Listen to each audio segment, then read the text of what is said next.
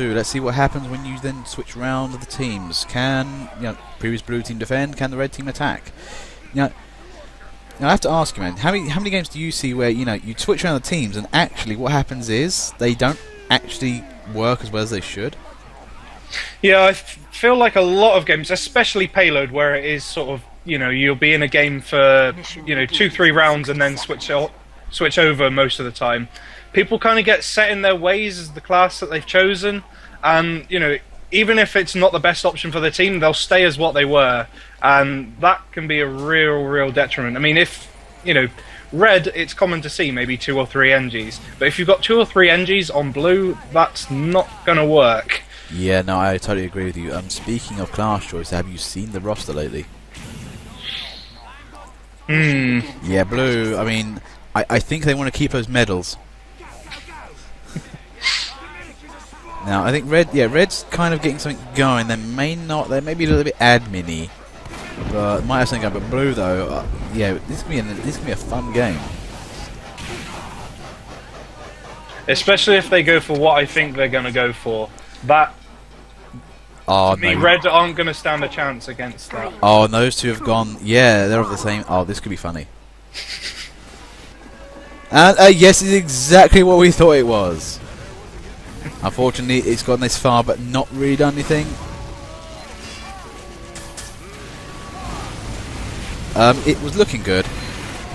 There's one flaw in that they Ubered too early and didn't find anybody to stab. But yeah, that was unfortunate. That could have been nice to see through the whole game, just that back and forth. But yeah. Look at the Ubers though. I mean, blue threw out Ubers, red threw out a counter Uber, then blue threw out another Uber to counter that counter Uber. But yeah, I mean, mayhem everywhere right now. I mean, red have got something nicely set up. Yeah, they're getting on with this. Blue team look pretty confident. They're getting that cart nearly pushed up. They're just clearing the area, and there's another counter Uber. Ubered a scout. I think desperation was involved. I mean, it's like that thing in Thor, the Dark World, Thor 2. It's like you see a scout, you got an Uber, you're like, you must be truly desperate if you come to me. But okay, look at this blue team. Look at engineer. Obs, Cookie Monster, what are you doing? I don't know what it is. We see one at least every game. The brave engineer who tried. Tried being the operative word there. Yeah, definitely so. But then occasionally we see some glorious engineers just somehow win the game with a shotgun, and it's amazing. Well, and there's another. That really does come down to aim, though. If you've got an engineer who can aim, then they can be pretty deadly. But most of the time, if someone's going engineer, it's because they can't. Oh yeah. That's the thing. Personally, I tend to find engineers who are like that annoying as hell because it's all they can really do, and it's like, stop building sentries. Please do something else. Aim. Strange way, it's kind of an overlap skill. Like one of the things, if you start playing sniper and you've good aim, you really try playing heavy. I mean, you think that doesn't make sense. They don't have accuracy, but they are.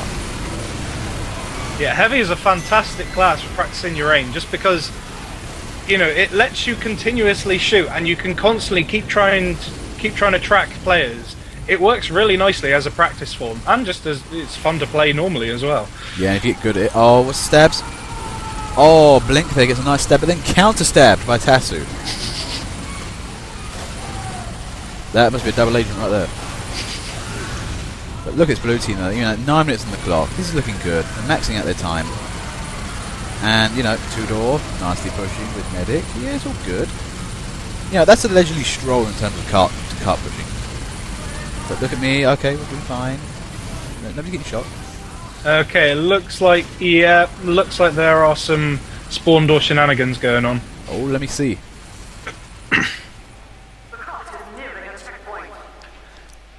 I would say knows that personally. Want to see what these teams are like when they kind of do something.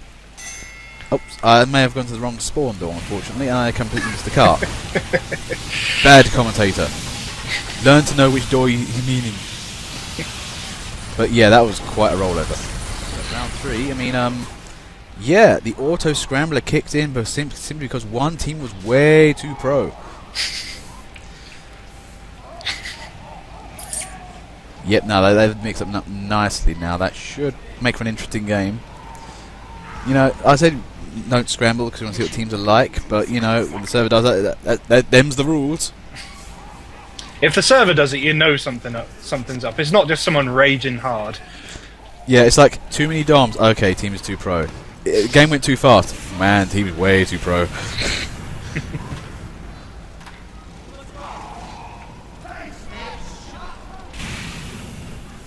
Like, did the team break the sound barrier and push in the cart? Yes. Yeah, no.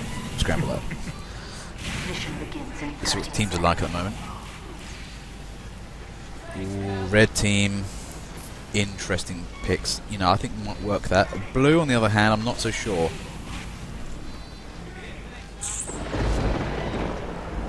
Yeah, difficult to say. I think I'm favouring red for the time being, despite the sort of deficit on players there. I think I'm going to say red. Yeah, if a couple of players come in, I think that'll nicely balance that team out. Well, there goes the door. A Bonk Scout trying his hardest to blockade everybody coming out of the room. An interesting tactic. It's annoying, playful. Good scout.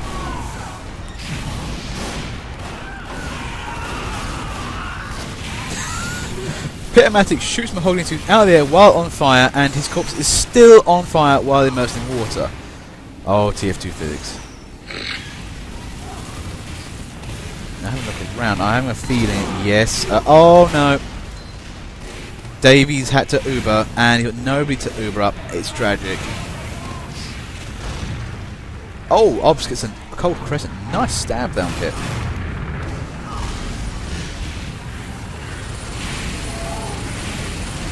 But yeah, Blue's getting on with that.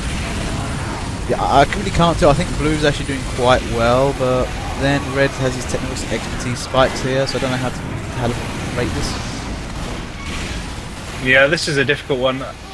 I think this area in particular is just the sort of odd one to push up, just because you've got that weird curvy corner bit that shouldn't be there.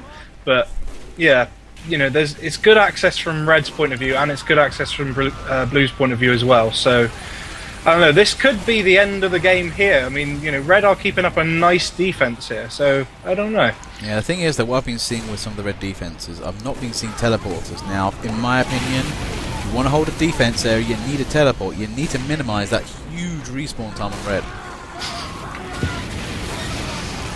Yeah, I have to agree. The track comes out, goes around, goes out this way a bit. It's like somebody's got a Brio set. Didn't have all the right pieces. I've got to make this here. Those are the pieces I've got left. Look at Red though. I mean, they're everywhere. You know, they're doing nice. So, what do you think Blue needs to do right now, man? It's difficult to say. I think they're playing nicely, but I don't know. Possibly throw a Fat Man in the mix. Maybe another soldier, perhaps. I don't know. Yeah, I mean, the wiki does confirm you need one Fat Man in every team. That's the thing. You know, the thing is, right? Heavy is just universally quite useful, in my opinion. So it's reasonably far away. Just shoot it. It'll annoy them and make sure they don't stay there. And if you're real lucky, you get crits. But yeah, what we're seeing with Red team, what we're seeing from the Red team quite a bit, and the Blue team, a lot of pyros going around. And this really isn't a pyro area, it's a lot more open space. And there's water, which is real turn off. Yeah, I mean, there was a lot of flame going on at the beginning there, and yeah, it kind of didn't really do anything because everybody was just running into the river there. So, I don't know, now that they're past that area, it's a little bit of a better option, but I think there is a little bit too much flame going on for my liking. Yeah, oh, look at this though. I think Blue managed to break the blockade. Now, this is what happens if you don't have a sentry put up. Get the teleport out there, you know, get the guys to the front. But if you don't do that, Blue will have it on the respawn times. Because this is the thing, for me, this is an argument of why you should have crits in a server, right? Now, let's say Red kept this up, and, you know, they basically had the math going on their side. They could basically keep getting their respawn nicely. You throw one good crits lock and load shot, wreck half their team, and then you can push. And that's, I like, you know, breaking stalemates like that. I don't like it when you go against so tightly controlled.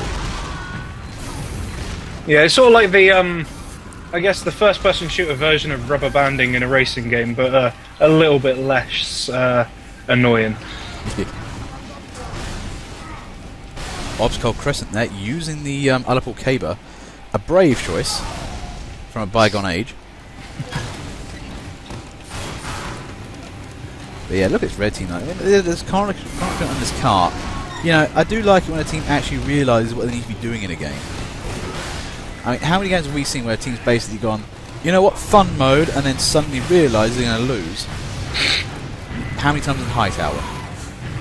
Oh yeah, that is just a breeding ground for just fun, but not fun to commentate fun. Yeah, it's always hilarious though when one team then starts trying hard, the other team's, oh no, they've ruined everything. They're actually playing the game. Yeah, in some ways I'd say playing the game in that regard is a dick move, but then you're playing the game, so I can't really advocate playing for fun. Well, no, I can advocate playing for fun. I can't advocate messing around in a game when there's a game to be played. I don't know what I'm on about. Yeah, that's the thing. In terms of like messing about in a game, TF2 is practically that in a nutshell. How do you need to make it even more casual beyond that? I don't know. Yeah, 8 minutes 20. Cart is barely getting pushed. Blue are beginning to set up some stuff, but I don't know. It's looking quite slow. Do you think they'll make an 8 minutes? It's difficult to say. I mean, you know, for the sort of, they have obviously, you know, gotten themselves set up and they've managed to bring themselves a little bit closer to where the cart is, but they're not that much closer than where they were at the spawn. So. Yeah, I think the respawn pressure is beginning to wane from that range, and it's beginning to tell. And yeah, Super K64, nice shot there on that sentry. Took out long range. That's where skill engineering comes into place, knowing where to build these things.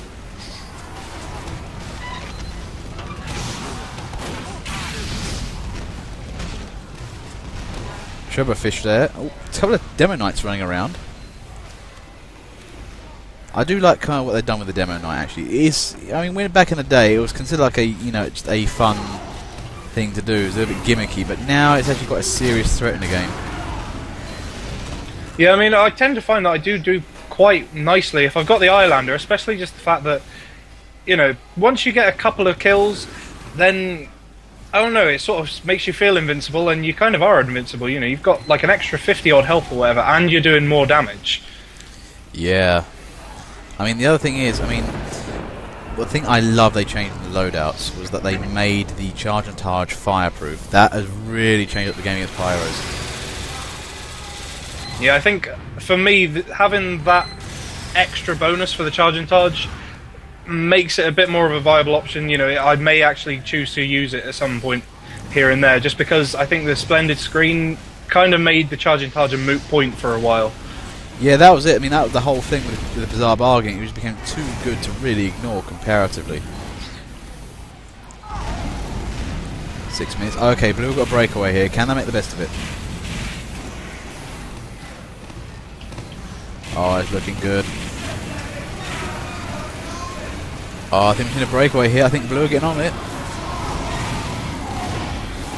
But yeah, a lot of close combat going on. Pyros, medics, and whatnot.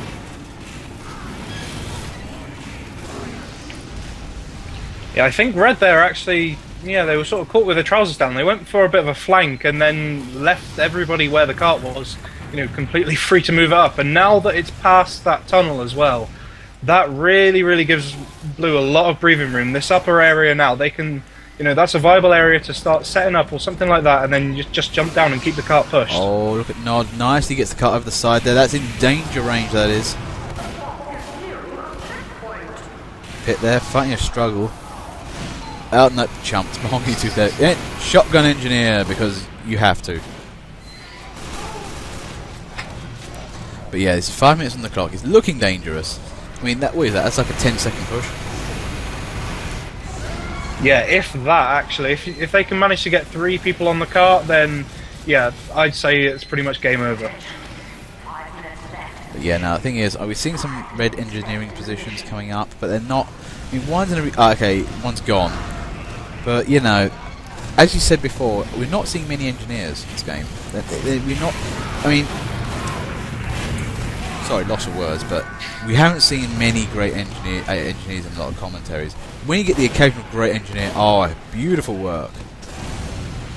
Yeah, there's a very thin line between sort of breaking the mold for things like sentry placement and just not a good place to put it. Obviously, there's always the standard, like, status quo areas where people always build sentries and stuff like that. But it's nice to see different ideas, but if they're just stupid, then it's not going to work. Well, speaking of Talker, we're looking at Luck a lot here. He's playing Commando Engineer, and he's built Teleport X in the corner, just above Red Spawn. You know that back end. Oh, room there? wow.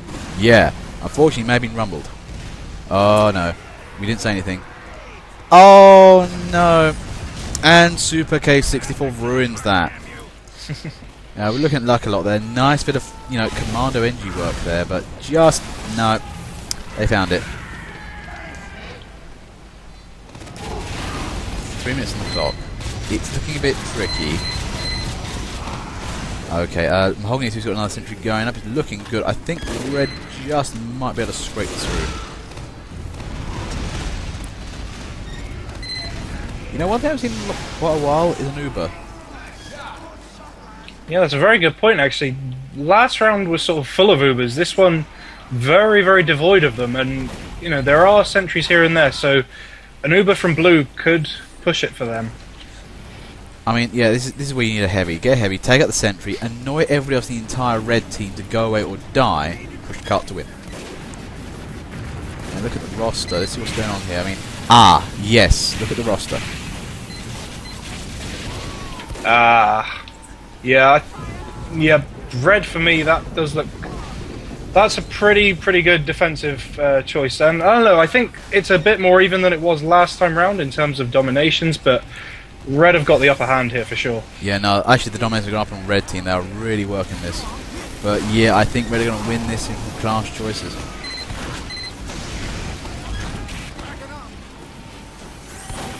Now, one thing I am seeing a lot of, actually, spies in this game.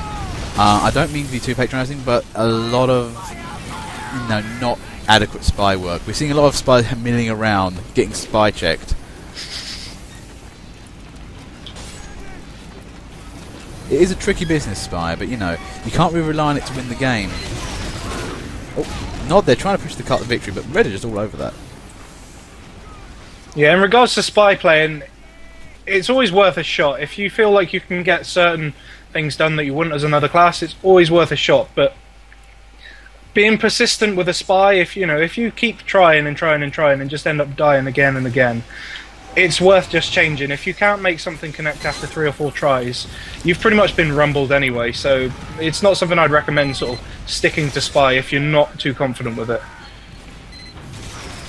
Yeah, no, I mean, looking at what's going on right now, I mean, it's that's exactly what's happened. We saw Zedric there coming there. He went in for once, came for twice. It just didn't work either way. I mean, if I was playing this game, the big problem I would have is snipers. But I'd play heavy. Go over the top of that thing and jump down. If you can do that, clobber the sentry at close range, you'll have it. Yeah, that range, I mean, you can literally sneak up right next to it and it has no idea. So yeah, that would probably be the best option. Yeah, even better than a Demo Man, unless perhaps sort of behind the slope there. If a Demo Man could get a good arc on it, then that might be worth a try as well. But yeah, I'd favour the heavy in this sort of conjuncture. I have to say, Mahogany's sentry is really paying the dividends today. It is actually just batting off away all takers on that cart. This is going to be tricky. Half a minute left. Can Blue win this? There goes an Uber on red. Counting Luckalot. Luckalot's not feeling too happy that he's alone. Also not feeling too happy he's on fire. And being dead will not make you feel confident either. But 17 seconds. Can Blue get on this? They need to throw everything they have at this. Throw all the snipers, throw all the engines at the cart. Just do it. There's a heavy. Nod. He's trying. Oh, bless him, he's trying.